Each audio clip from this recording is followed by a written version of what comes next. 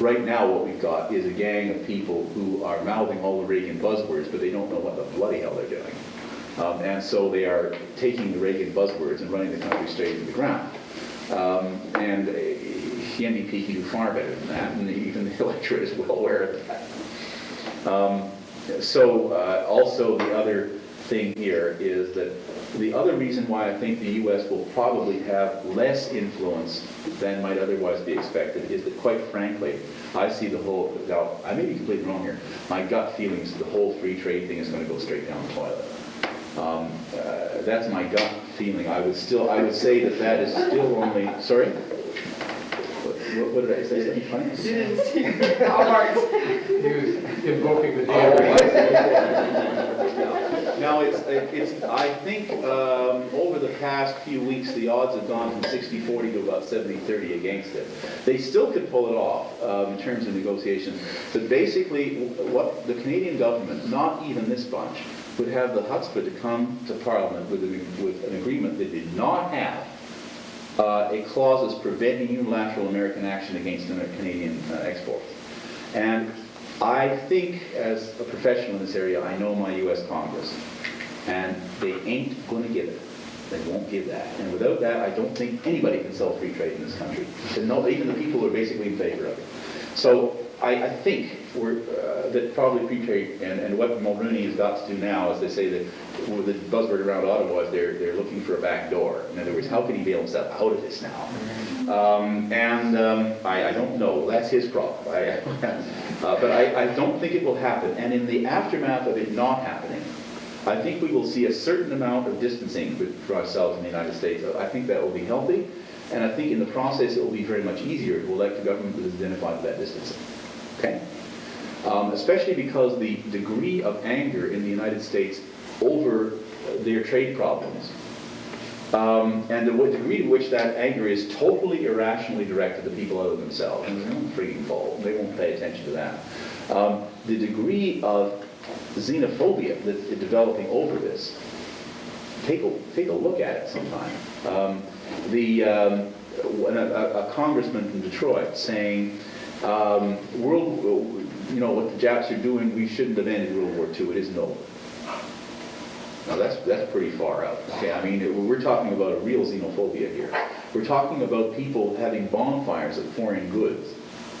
Like a Hitler Jugend, for Pete's sake. Okay, I know the frustrations that generate unemployment and so on. There's no safety net in the U.S., boy. Yes, you can rise high, but boy, when you fall, there's no net. Because of that, opinions are very extreme. We're going to get the flak too. Congressmen have already put us in the same band as Japan. And no free trade deals. No matter what we do, they're going to do this to us. And therefore, we have to have a government not that, frankly, well, I won't use a crude metaphor, but stands up and that came to mind. Not a government that, shall we say, is suppliant, but a government which has to stand up and say, no, look, no shit, please. We're not going to be angry, but we're not taking a load of crap from you. And surprisingly enough, you know what? Americans really despise people who just keel over and do that. I'll tell you that. I know it's a silly thing they do. If you stand up to them and say, look, quite reasonable. These are our interests, and we're going to stand up for them. Not angry and not irrational. They respect you. And that's the way they are. And I lived in the United States. I know this, okay? But you just keel over to them, and they'll just despise you, and they'll keep rolling over. Okay? I'll tell you this. And so we do have to stand up to Americans in the sense that we say, okay, we're a little country, you're a big country, but we can't live with certain things you're doing. And so you're going to have to stop doing them, or we're going to have to change the nature of our relationship. That's very simple. And it's not irrational. Very calmly, very coolly say that. And that's no problem. And I think Canadians can accept that. I think they will accept that. We keep rhetoric out of it. Simply saying, so it is. Okay. And I don't think we have to cede the field to those people. We have to stop the panicky business. Oh God, we'll offend the Americans. The sky will fall. The Americans are already offended. Americans are angry at everybody. They're furious because the world isn't unfolding as they want to. You know, what the United States reminds me of is a 3-year-old says, if I don't get my sucker, I'm going to hold my breath until I drink water. You know, that is what the congressmen sound like on trade issues right now. Listen to them. And so what can we do about that? What we can do is say, you know, when you what you do with the 3-year-old, when you calm down, you know, we're going to have a rational talk about what we're going to do here. You know, if you pull the plug on the autopack guys, then we're going to have to invite the French, the Japanese, and the Germans to develop a national automobile industry for Canada. And then you can forget about you can just forget about Canadian market for North American cars. We won't want to do that, but you're going to force us to do it. Okay, I mean that's what I would then say. And you know, if it's you know, it says you're going to tell us that we've got to make concessions because Owen Bieber is a bigger ass kisser than Bob White. Hell with you. You know, I mean, basically that's what it boils down to. And we've got to start saying these things up front to the Americans. And if we say them in a rational, calm but firm way, the Americans will respect us.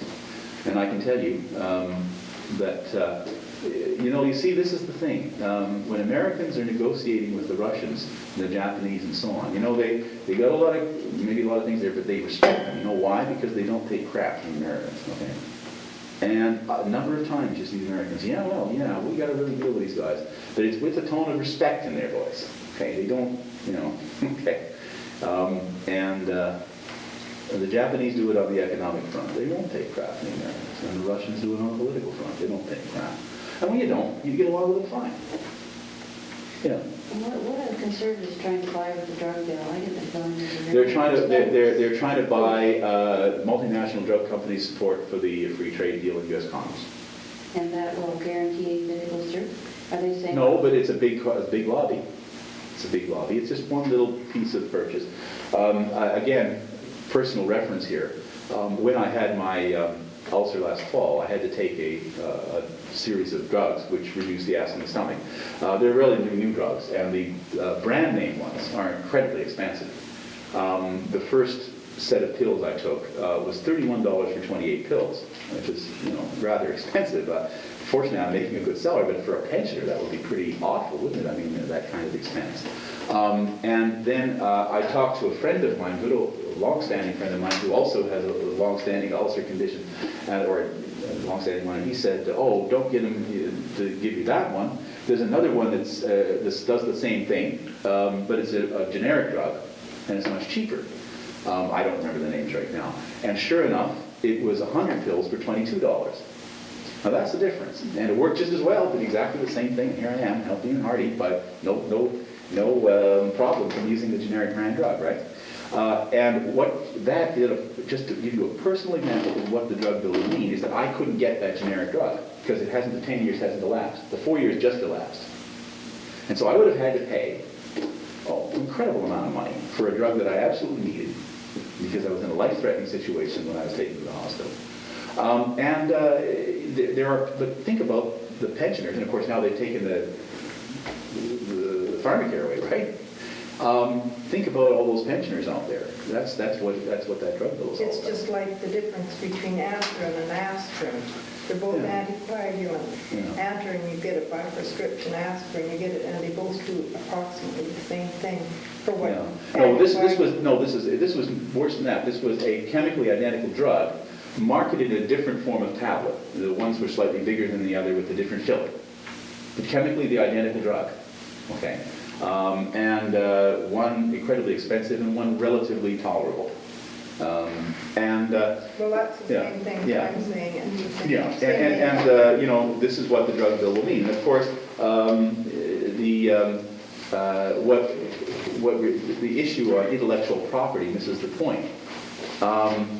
The fact is that my attitude is this, that if everybody says, well, we've got to give the drug companies this money or there will be no research into new drugs. My attitude is if they have to have extortionist prices for them to develop the drugs, then why don't we build our own laboratories to build the drugs? We can hire just as good scientists as they can. In fact, there's scientists begging for jobs right now. And if Okay? that doesn't But that's communism, of course. And if that doesn't come through, something will happen. Yeah. So the point is, I would like to see our national laboratories. Why not? We stayed. We got rid of our drug labs and the cutbacks. We can build just as good a lab as they can. Mike, do you think that there's any point in writing letters about this in these sort of things? Well, letters about which specific About the thing? drug thing? Oh, yeah, sure. Oh, we're way off base here, but about No, but- your MP, the leaders of the parties, and the usual people. But yes, they pay attention to them. Right now, they are paying attention to letters on that issue. Your MP... They're kind of pushing that, though, aren't they? I mean, What? I think it means a lot. There's a real intensity. No, because say, we really are angry about this, and then, yeah, it'll make a difference. Because the government's between a rock and a hard place. Meech Lake means they can't screw around with the Senate. The Senate's got them over a barrel. The Americans are on the other side saying that they want this. And then also what it's doing is in a situation now where if the U.S. If free trade did go through, instead of giving them 10 years, we have to give them 17 years, which is the American law. And so what it's doing, the more attention focused on this issue, the more we realize that we have to give up free trade. And yes, if we had free trade, we have to confirm with the American law. There'd be no other way to do it. Yeah, I'm just wondering, what can we really do about the dense situation in the third world? What can the Canadian government do to pressure, say, the IMF or the World Bank, or is there some other process we can use to... First of all, we have votes in the IMF. We don't have to adopt identical policies to the U.S. Number two, we can work outside the IMF. Instead of contributing money there, we might say, if you're going to use this money in a destructive way, maybe we'd better develop bilateral aid to the countries that need it. For what it's worth, our foreign aid program is probably the least of the Canadian government's problems. Another net balance, we've done better than a lot of countries, and if we put more money into it, if we met our target goal of 1% of GNP instead of letting it slip back to 0.4 or 0.5, then we would be doing as much as anyone could expect it to do. We can, as I say, we argue with an IMF. Failing that, we can take our own role outside IMF, the way Sweden and some other countries have done, and to provide support for countries which say we have to move in a different direction to solve the debt problem. Now, I know that that's going to be tough, and that's one problem where you're going to have to see some movement in the U.S. or nothing much is going to happen. But we can be there pitching until, as we were with the recognition of China, until finally the U.S. smartened up. We were pitching in there for years before they smartened up on that one. Well, that's about all we can do. And another thing we can do, of course, in the third world is to initiate efforts to prevent, to cut back on the international arms trade. And we should not be in that business ourselves, and we should be massively working to get bans on the export of arms, especially in some of these areas. The Iran-Iraq war couldn't be fought for 3 days without side weapons. Okay, and they're still getting through. And that's why that war is still being fought. Another problem to worry about. Well, everybody seems to be moseying off. So what I'm going to do is to present some thoughts about solutions. What is it? Tomorrow. Tomorrow. So you'll go away happy. Okay. You go away happier than today. Prison issues? Look, my attitude is I'm only one person. I can be active in this sort of thing. What I'm trying to do I know I've met her several times, but my feeling is that she's doing such a good job, that I don't want to. My thing is, look, I have a set of expertise around certain issues that I know about, and I can use up all my energy operating in that area, and I'm effective in that area. Therefore, I'll stay there, and I completely sympathize with many of the things you should know. My attitude about prisons is that you treat people like animals, they respond to party and therefore we should not do that. Also, we have too high a rate of incarceration. And we should not incarcerate crimes against property based on signature. We should not incarcerate for things that are really not, because the problem is they have an alcohol problem, which is a really dangerous comparison. degree, to a large degree, solve a lot of So, big problems. and Or we yeah, can go the way it is in the States, where we have charge that's and we're in no attempt to address the underlying social problem. It's in that box Create that that situation. I'm working on. Again, as I say, I just get out of that Just country. didn't find it. I don't know, if I were an American, I'd know what I do.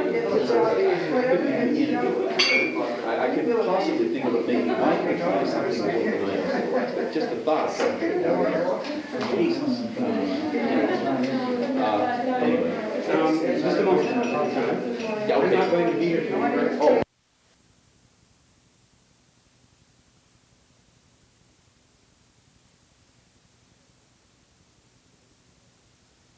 I like telling you about still neutrons, the problems. No, that's a different thing.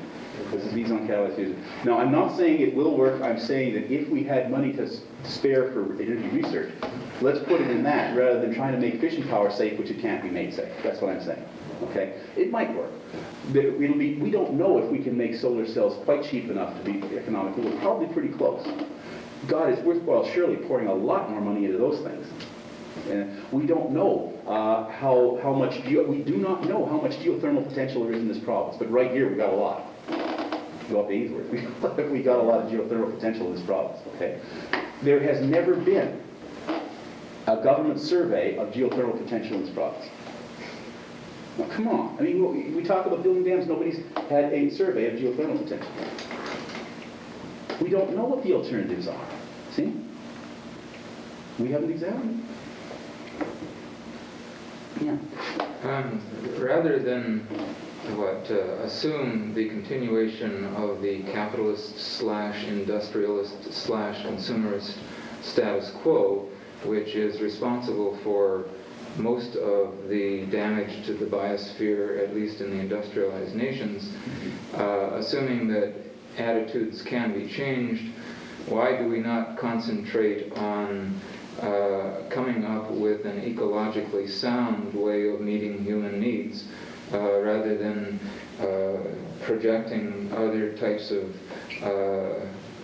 power sources and other technologies when we have ample technology now to meet all human needs with the available resources just given a change in the system?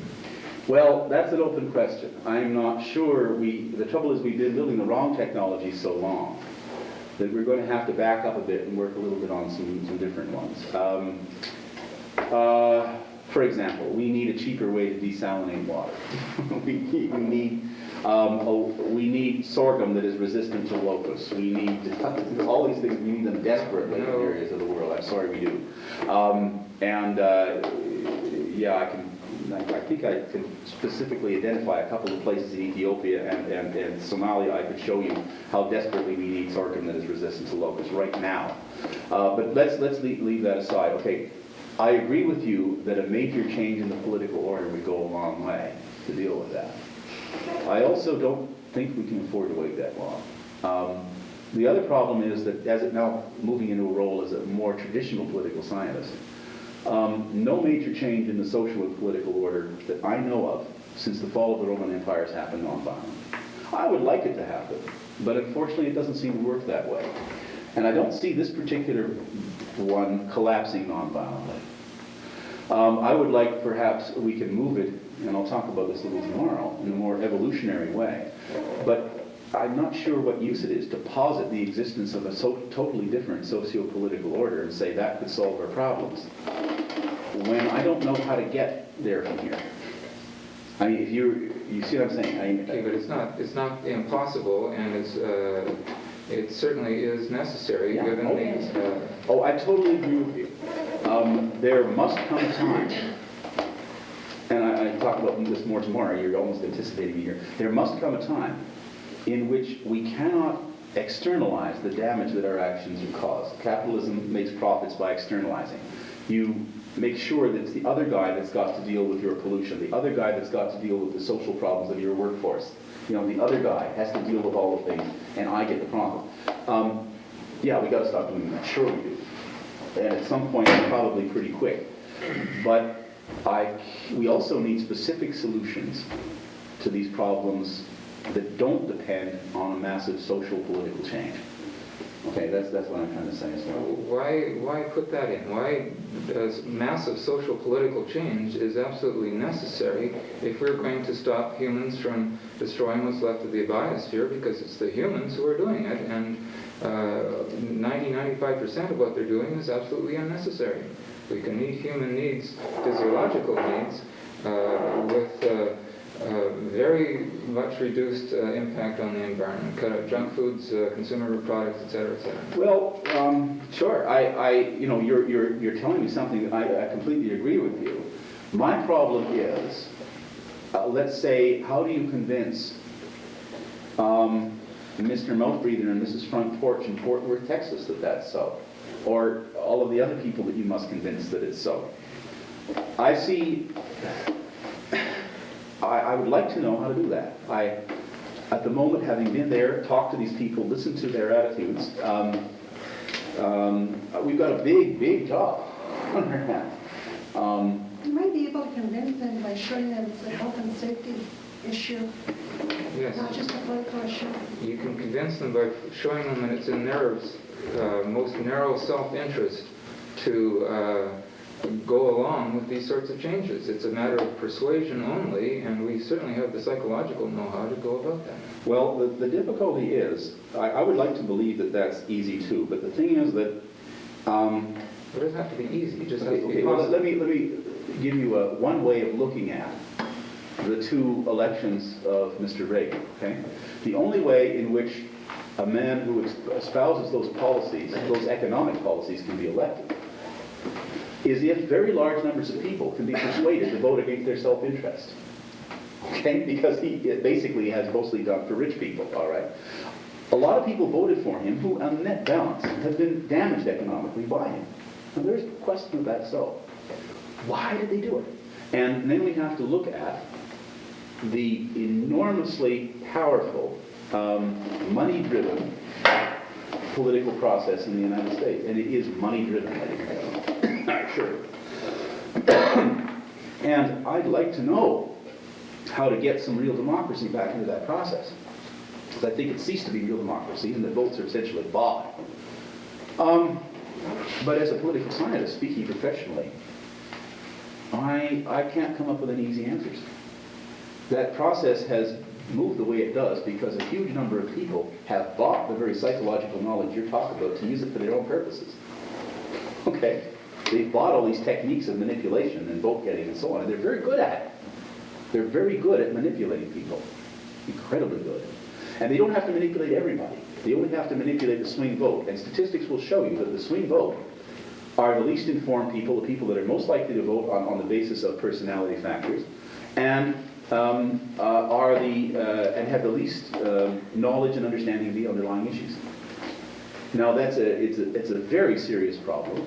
I think it almost brings into question the viability of electoral democracy in the Western world. I would like to know how to deal with it, and one of the things we may have to talk about tomorrow is how to deal with that. But you'll notice that what happens when, I'm sure some of you feel, many of you will feel, that, for example, the policies of the Federal New Democratic Party are much too weak-kneed in relation to some of the issues you're talking about. And yet even they, when they begin to approach power, suddenly find themselves besieged and deluged with the most incredible mafiotic criticism. And nobody paid any attention to them, of course, when they weren't in the polls. And it's going to be a real problem to keep the people who have the money from being able to spend that money to destroy the NDP in the next election. Okay, and they will buy the Lou Borzinks and the Bruce Hutchinsons. I don't mean buy in a literal sense, but they will buy the services of those who will attack the party. And in the process, it'll be a problem. Okay, I mean, we have to realize all it means, of course, is we're successful. In one sense, I'm enheartened by all these attacks. I suppose the NDP, I know the NDP will be the government if the day before the election, Ed Broadbent is accused of flashing in Eaton's children's department. I mean, then I'll know we've won. But these attacks simply mean we're successful. But yeah, I would, of course. The problem is, you know and I know, that it's in the narrow interest of the people in Fort Worth, Texas. The narrow interest, not just the broad altruistic interest to do these things. I agree with you. Life and death. Yeah, it's life and death for them too. Right. I don't know on a one-on-one basis, I could get to people in Fort Worth. How to do it via the existing structure of communications. You don't have to do it that way. You can use a little creative imagination to come up with other ways to do it. Good. Well, let's work on it. But I'm telling you, you've got this huge machine plus all the media to deal with, and they ain't easy. Okay. Okay, but I agree with you. Yes, I could sit down with an intelligent person from Fort Worth, Texas, even one who voted for Reagan, had a gun collection and everything, okay? And I bet I could persuade them it's in their narrow interest to do something. Sometimes you do. There are groups of people who can come to this understanding even though they come from this particular part of the political spectrum. People in groups like the Sierra Club and so on, you know, they can, because of their interest in other things, they can be plugged in. But there has been no political support in the United States for further action on acid rain. There has been no political support for the strengthening of the EPA. In fact, it's been eviscerated under Reagan, the Environmental Protection Agency. There has been no support for all scientific cooperative research with the Soviets was cut off, even on the most vital areas. After Afghanistan. Talk about cutting off your nose to spite your face. So I wish I could believe that, and nobody said a damn thing. Did you see any groundswell of support? Well, let's keep up scientific cooperation with the Soviet Union is vital. Hell no. We don't want them commie scientists coming in and poking around. If anything, the public opinion is in the other direction. I'm not trying to be overly pessimistic, but I'm saying that it ain't just a matter of. When I'm talking to scientists, I often run this problem because the scientists say, look, here's the problem. Anybody can see it. Why isn't something going to be done about it? Just because the problem is obvious. You know? And unfortunately, the political system doesn't work that way. well, then we must come up with an alternative, given the extremity of the situation. I agree with you.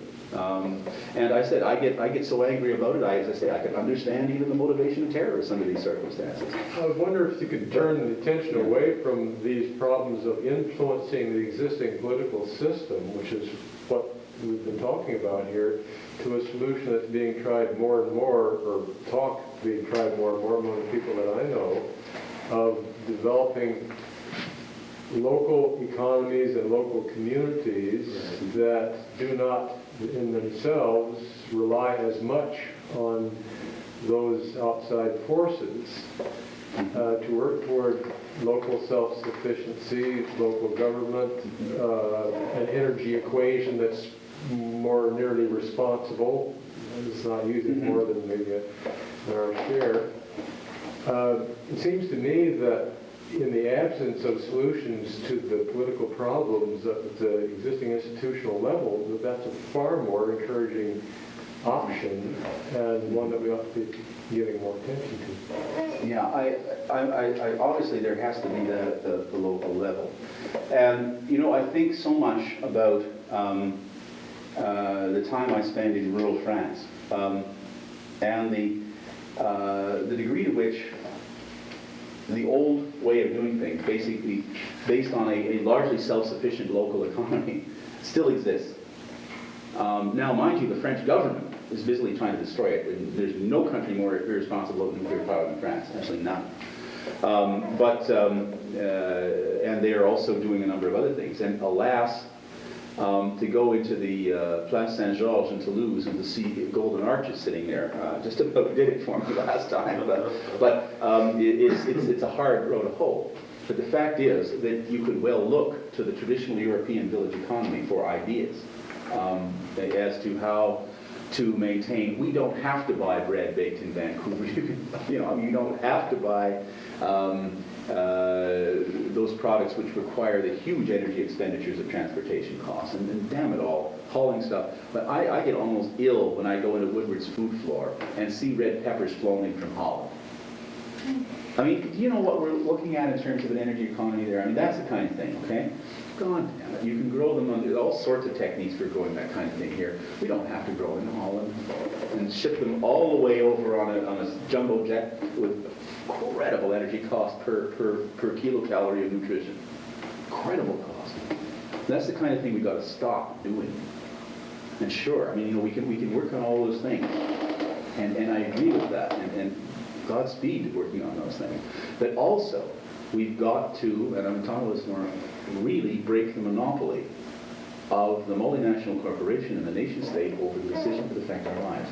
Now, I don't know how to do that easily through the existing political system. Certainly, I cannot at the moment, for the life of me, think of a way to do it in the United States. And so I think, well, look, I give up on the superpowers, okay? I mean, they're going to have to solve their own problems, man. I just, maybe, and we'll talk about this, we've got some options at other levels. And maybe we're just going to have to let the superpowers dance around each other until they're fed up with it for a while, and work on solutions that don't involve the superpowers. I think in Canada we may just have a glimmer of a chance to strike out on our own a little bit.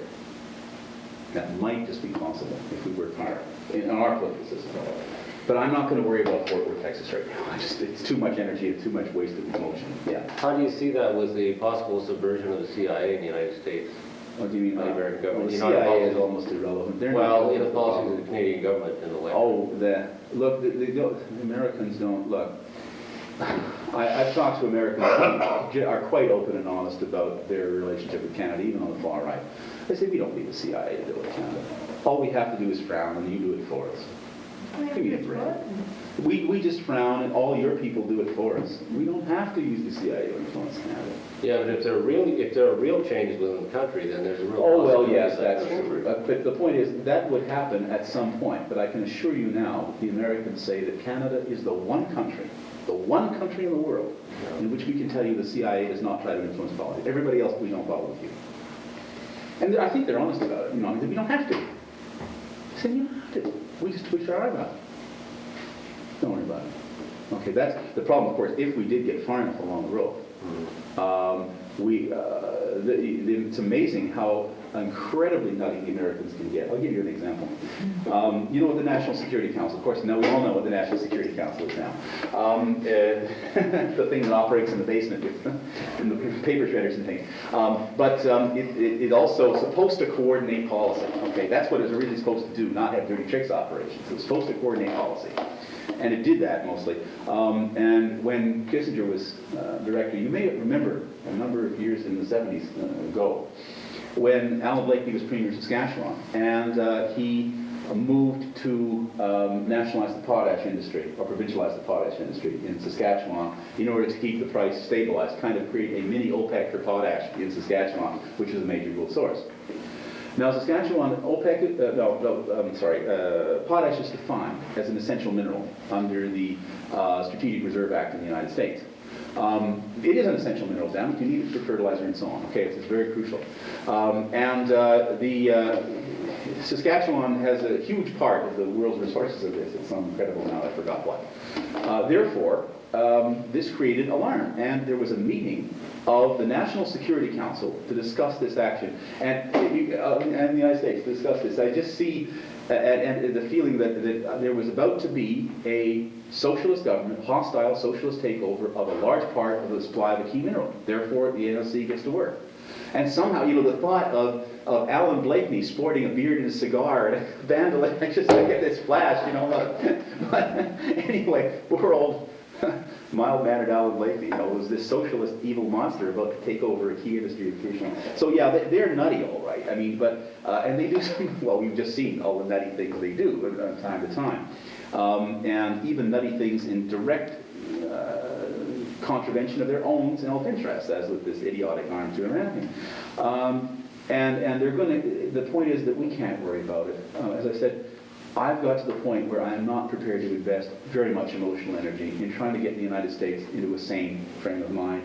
It's really a burden beyond what I can take emotionally. They're either going to sort it out themselves or they're not, and there's not a freaking thing we can do about it. If they get a half-decent administration and Congress next time, they might actually start thinking in the right direction.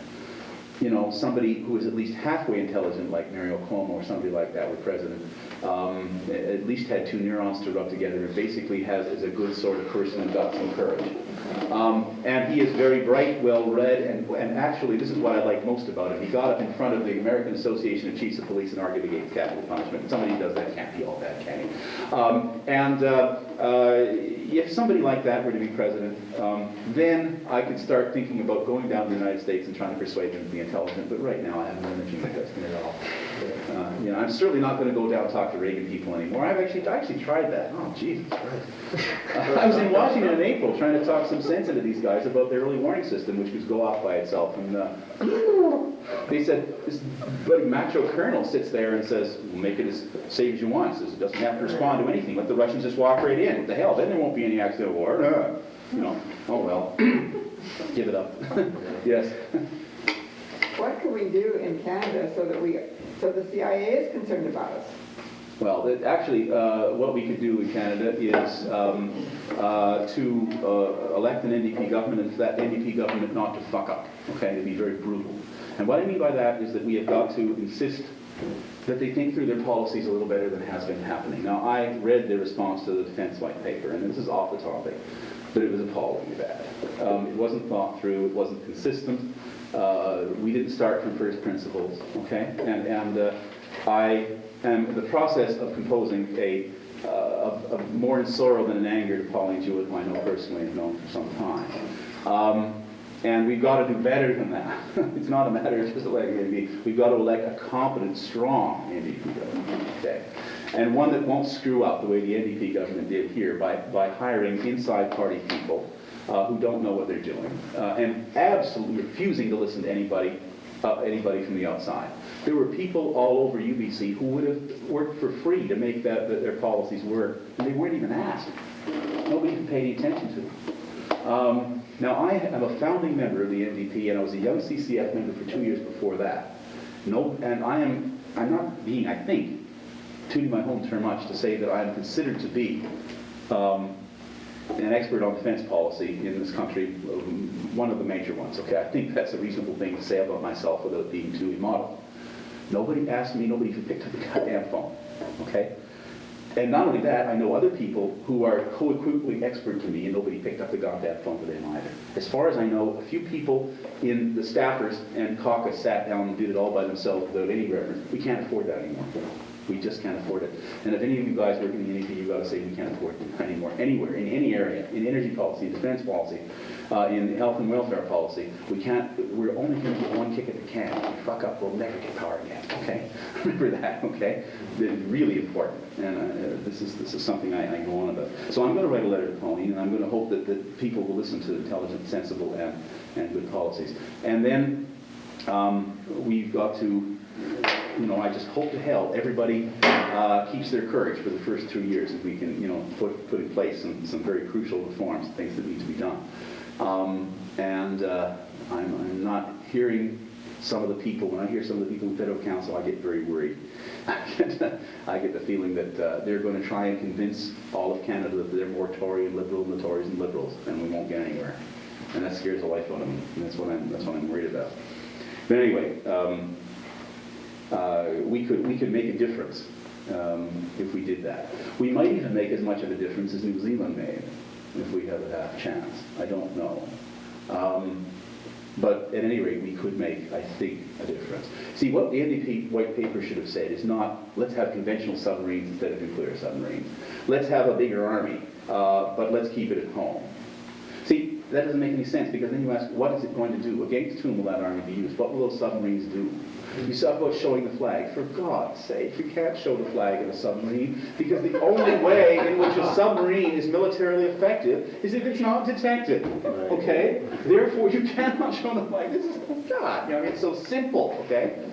Now, you want to show the flag, you don't do that sort of thing. Okay? If you want to keep, so what are we going to do? What is the threat to Canada's security? Nobody says, we talk about Canada's security. What is the threat to Canada's security?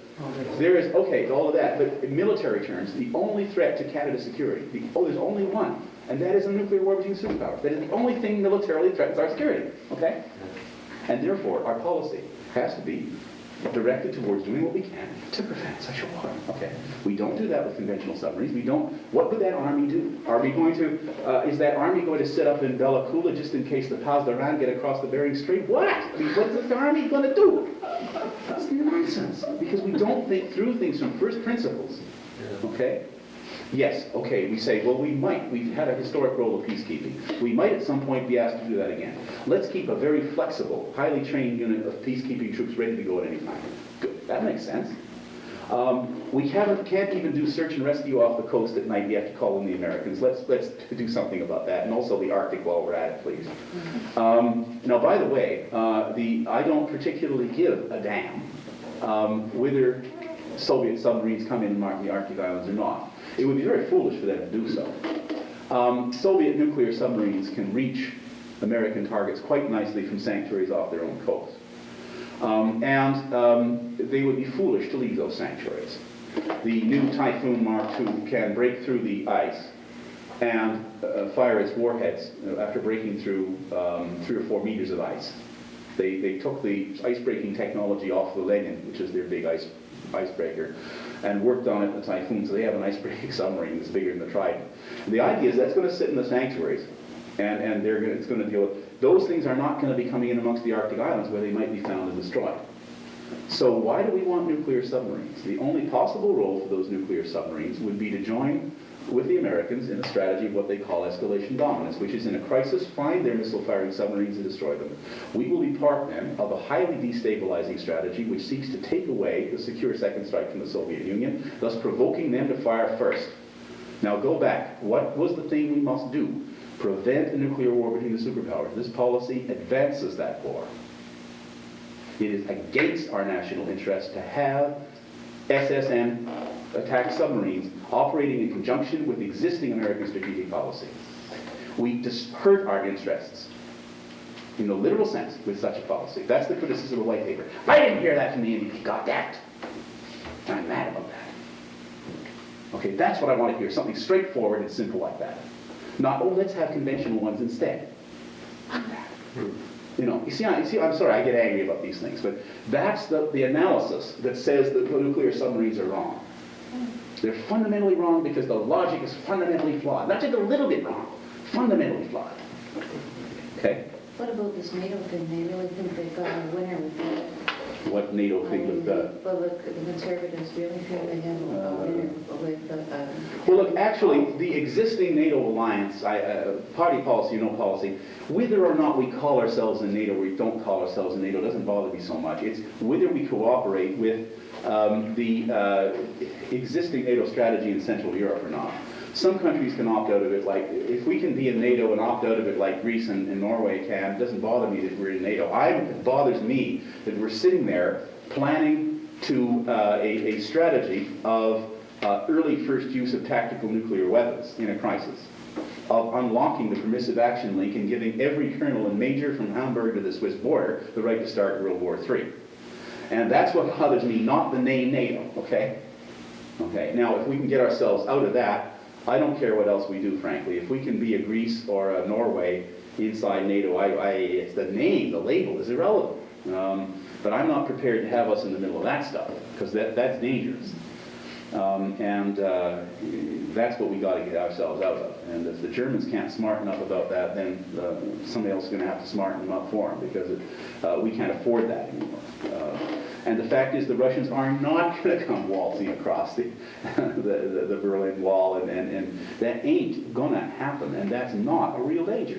And I know I'm a commie lover and a commie simp and everything else for saying that, but we got to get up and say it. Your worries are irrelevant. That isn't what I'm not. I'm much more worried about acid rain than I am about Gorbachev, okay? And given half a chance, also he has a problem too, which is that he can't do the things to his society that will bring it into some reasonable harmony with a civilized way of living. He can't do that as long as the two boxers keep circling. He knows it.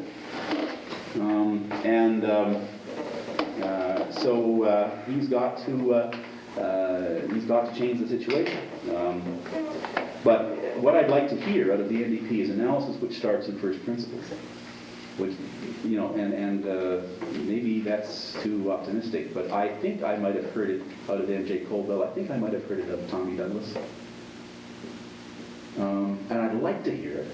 I don't think I'm going to hear it out of Robin Sears. Fortunately, if you know who he is. And I'm not going to hear it out of Mr. Blackburn, I'm afraid. Too bad. What about Reagan? I don't know. I think in so many, every now and then he says some silly things, and yet every now and then he comes out with such a marvelously principled, that speech he gave on the immigration bill was so marvelously principled and so powerful, and so refusal to buckle in to the panderers and to the ill-concealed bigots. And he said, remember when we sent the Jews back in 39 to the death camps because we had a restricted refugee policy? He says, must never do that again. He says, that's what we want to avoid. That's why we have an open door, because we sent people back to the death camps and we hopefully learned our lesson to never do that. And it was a marvelously passionate, moral speech. And if he could just do that more often and forget about the pollsters, he's doing fine in the polls because he's principled. That's what he's got to understand. Because he is a moral, principled man. He is, on his personal level. And if he, therefore, he will stop doing well when he tries to emulate the others. People are sick of that. Okay? That's what he's got to understand. And I hope that people who have some input will understand that. Sorry to get carried away. Right. Yeah. As an amateur psychologist, I find it fascinating that the conversation for the last 20 minutes has dealt exclusively with nationalist politics, when, according to my notes, quote unquote, these problems are global and not addressable by any one nation state. Borders are irrelevant. We need to build an institutional structure to deal with these problems. Yeah, I was actually going to talk about that tomorrow night. That's why I didn't get around to it. Yes, we've got to build global institutions. But because national institutions have power, one of the initiatives to build those institutions has to some degree, happen out of national institutions. It has to come from countries who are not so wedded to nationalistic rhetoric that they can, I hope, that they can help with the process. And for what it's worth, Canada has always been one of those nations, go right back to Pearson, okay, that's tried to work in that direction. But unfortunately, I think, over the years, we have watered down our commitment to international institutions in this country. More fool less, okay? And we've got to get back that commitment. It's not enough to appoint Stephen Lewis as the UN ambassador. Okay, that's a good step, but it's not enough. What we need is a major commitment to international effort, and to get together with those countries who will listen and who are, like us, understand that these problems are global. Right now, it's hard to get the superpowers on board, but there are a lot of other people who can get on board. We talk about, for example, an international satellite monitoring system to monitor military maneuvers and enforce treaties, disarmament treaties, and probably even give early warning about crisis other than most of the superpowers have. It was France's idea back at UNSON 177. We could get together with France and Japan and Benelux and the Australian nations, and we could do that. We don't have to wait for the superpowers to come. That's what I meant, okay? So, yeah, of course we can't do it all by ourselves. But when we get our national political decision to move in that direction, then we go around looking for the New Zealands and the Swedens of the world to get on board with us, okay? No? No, I think you're giving nationalist politics too much credit for autonomy. I think that as the Pentagon Papers and other, Watergate, Iran-Contra, consistent history of capitulation to corporate interests by the Canadian governments, it seems to me that the nationalist politicians tend to be the proxies for the multinational corporate established interests.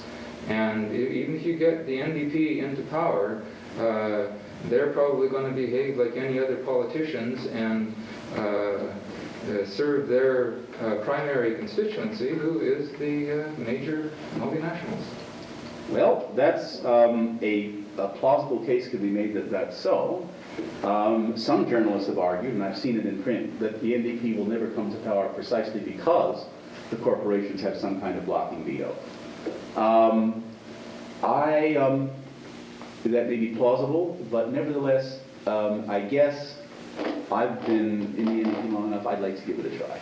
Yeah, it might not work, but I'd sure as hell like to give it a try, if the opportunity arose to give it a try, and it looks like it's arising. It's worth a shot, Dan. We only have one kick of the can here. And as I said, I've been in this party for a long time, and I would like to give it a kick of the can. It may be true that it doesn't go anywhere. It may be true that so many compromises have to be made. It's worth it. It may be true that the corporations will succeed in blocking the election of the NDP anyway. But it's worth a shot. Just this once anyway. I'll be prepared to give it a shot. And if it doesn't work, well, then I'll agree with you after this coming election. 5 more years of... No, I think I'd have to have an alternative that was nearer term presented to me that was very, very plausible. In other words, what you're talking about is stuff that is going to have to happen sooner or later, I agree with you. But it ain't going to happen between now and the next election. Well, but the sooner we get going, the less damage and the greater our chances of surviving as a life system. Yeah. You know, the thing is that what you're saying is a very plausible argument, and I might be persuaded by it. Maybe what I'm saying is irrational. Maybe it's simply because I put so much energy into the NDP over the years in one place or another. That could be. Maybe I'm wrong. And as one of the things I like to do is to try to be open about the possibility I'm wrong. Although I don't think I was wrong about the submarine, but this guy may be wrong. It's a judgment call. It's a real judgment call. Part of me wants to completely agree with you. I know that there has to be a top-to-bottom change in social institutions over at least the next 20 years in a very fundamental way, or we won't make it. I agree with that. I'm just trying to figure out how to, but I'm so scared because those top-to-bottom changes have so often in the human history been violent. And I've been in the middle of civil wars, damn it. I don't want that either. That's just as bad as any of this. So I've got to figure a way to get at it. Non-violently. I haven't thought all that through, and I'm going to do some more thinking tomorrow. But what I was going to talk about tomorrow, and I think it's very important, is we've got to work. Okay, let's call it a dual-track policy. There are things about national institutions that are reformable, okay, and possible. And at the same time, we've got to work underneath those national institutions. I think what you're talking about. Apart from, underneath, through, beyond. And we can do that too. And in my view, and I'll try to develop this a little bit more tomorrow, those are not mutually exclusive things. We can be members of transnational organizations, as I am. I'm vice president of our local United Nations Association. We have contacts with similar groups all over the world. We are engaged right now in a major project in developing forestation policies in Africa, a direct people-to-people project. Okay? Yes, there's government involvement to facilitate it, but the initiative, the leadership, and the functioning is people to people. We are helping Africa try to, using the resources of the forest industry in Vancouver, which are very considerable, you can see forestry faculty in all of this, trying to help them establish policies and practices which will slow down the deforestation and desertification in the Sahelian Africa. That, I suppose, is the kind of thing you mean, amongst many other things. I'm doing that too, and it's worth putting energy into that. It's worth putting a lot of energy also into international consciousness raising. And you do that by things like this and by working with groups in other countries that are thinking like this. But the point is that kind of network of trans-border, transnational stuff has largely grown up, for better or for worse, under the umbrella of the UN system. And is inconceivable that it could be developed very much without that umbrella. Okay? I could give you reasons for that based on my own experience. Now, there's always the tension and contradiction between the preamble to the UN Charter, which says we the people of the United Nations, not we the countries of the United Nations, but we the people of the United Nations, which, as you rightly point out, is different. And the fact that actual decisions by UN bodies are made by national head count or by national country count. And there's always that tension. But if I can get a little bit Hegelian here, what we may be doing is developing the embryo of the new society within the institutions of the old. And that's always the way it happens, I think.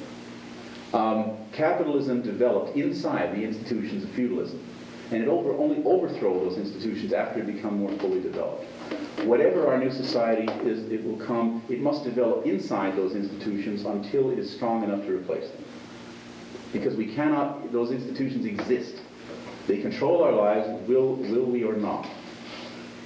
And we cannot pretend that they don't exist. But they can be replaced. When we have institutions building a building that are strong enough to do so. Okay, but they're not going to come into existence unless we devote our best efforts to that. But build alternate ways to distribute food, to produce energies, to educate ourselves. Do all of these things. Yes, of course, we have to move in all of those directions.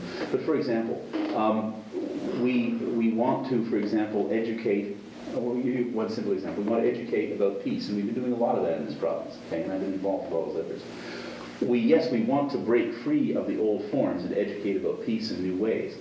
But we cannot do that totally outside the existing school system. We have to use the school system to educate about peace. And a lot of, you see what I'm saying? We could. You misused the word cannot. Children need not go to school. We could set up, for example, a television program for educating children at home with optional social events to take care of that dimension of their education. That is possible. And unless we look at all the alternatives, we're not going to come up with perhaps the optimal. And it seems to me that you're precluding many of the more desirable options. Okay. What am I precluding exactly? I mean, I'm trying to get some specifics here. Okay, I'm quibbling with your use of the term cannot. Okay. You're assuming a continuation of the institutions in this society when with a sufficient conversion of attitudes, that those could be changed. Well, okay. Look, we're going to do this a little bit more and more, but I'm concerned that this has become a total dialogue between two people, and I'd like to get a little more participation, especially as I see people starting to leave, and that I would like to perhaps get a few more people to share their questions first, perhaps, and then thoughts or whatever before we break up. Yeah. I'd like to go back a bit to the discussion about the possibilities of interference if the threat of an NDP government coming in Canada were to become obvious. There was an article in The Nation about the work of the Heritage Committee in the United States. Well, the Heritage Foundation, thank you. I know. What they did in England on the last election when the Labour Party came out against about withdrawing from NATO or they were going to get rid of all the nuclear weapons, etc. The amount of money that came from that Heritage Foundation and that was funneled into all the political parties and individuals who were running for the Conservative Party, the help that Thatcher got through that, I'm sure that same foundation... You'd be right, except that as I read our electoral expenses law, they couldn't do it. Oh. Now, I'm not saying, that we have actually a moderately good one, certainly better than the one Britain, which is almost nil. Also, I think that any crude attempt by anyone in official circles to interfere in the Canadian electoral process would probably backfire. And I'm talking would have to be anything sort of very blunt and crude. I'm not saying there won't be all kinds of subtle attacks, because surprisingly, the Americans actually can be subtle. I know it doesn't often seem that way, but they can be.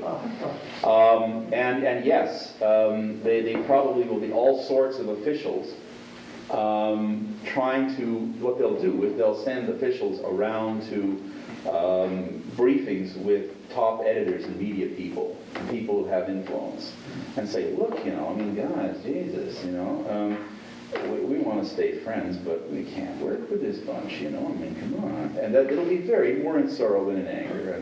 And, come on, you guys, don't shoot yourselves in the foot. I mean, that's how they'll do it. They won't be angry. They'll say, are you going to wake up or what? I mean, that's how they'll come across. Okay, sort of like that.